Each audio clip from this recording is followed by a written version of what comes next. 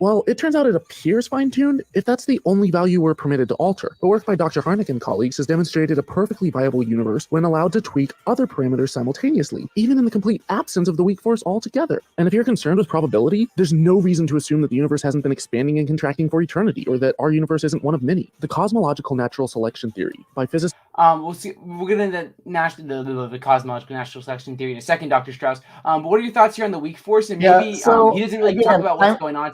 Can you just present it, like what the weak force is, just very briefly? Thank you. Well, the weak force is the force that's responsible for radioactive decay. And it's really, when he says it's fine-tuned, you have to be careful. What is fine-tuned is ratios, the ratio of the weak force to another force or another constant or something like that. So I'm glad he showed me the paper. I could actually go read it. So I went and read the paper. Well, what happens if you don't have the weak force? You don't have radioactive decay. So even the authors of the paper admit that would mean that the Earth has no nuclear decay inside its core. So there'd be no molten core. And therefore, there's no plate tectonics. Well, we know how important plate tectonics is. So here's what they write in the paper. They say there'd be no plate tectonics, no molten core in the Earth. And then they write, nevertheless, we do not view this difference with our universe as anything more than a curiosity.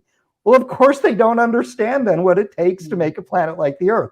So what they're saying is that the basic physics that we understand, not the nuclear physics, not nuclear decay, but certain aspects of chemistry and certain aspects of physics, you can tweak other parameters and still get right.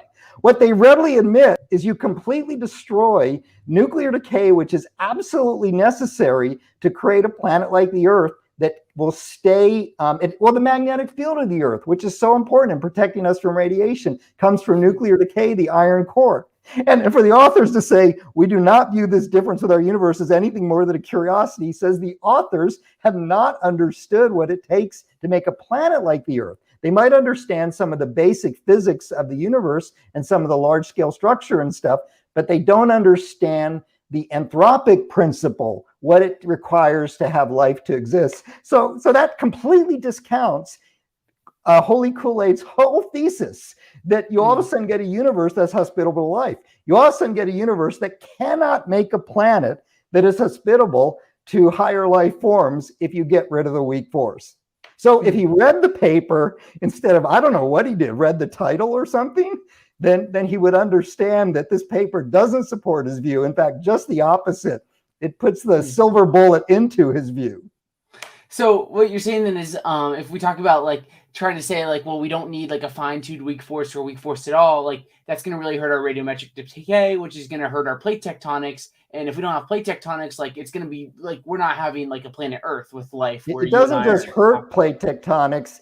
They admit in their paper it stops plate tectonics. It stops volcanic activity. It stops the Earth's magnetic field. Everything we need for life, it stops. And again, it's right in the paper. And the authors are not people who understand the parameters on Earth that are necessary for life. So they write, this is only a curiosity. But it's not. It's a death knell for any kind of life that's carbon-based, that's more complex than bacteria. Completely a death knell. And so the article that he holds up as saying, see, these parameters are not fine-tuned, does completely the opposite. The paper itself shows that if you get rid of the weak force, you get rid of higher life forms in the universe.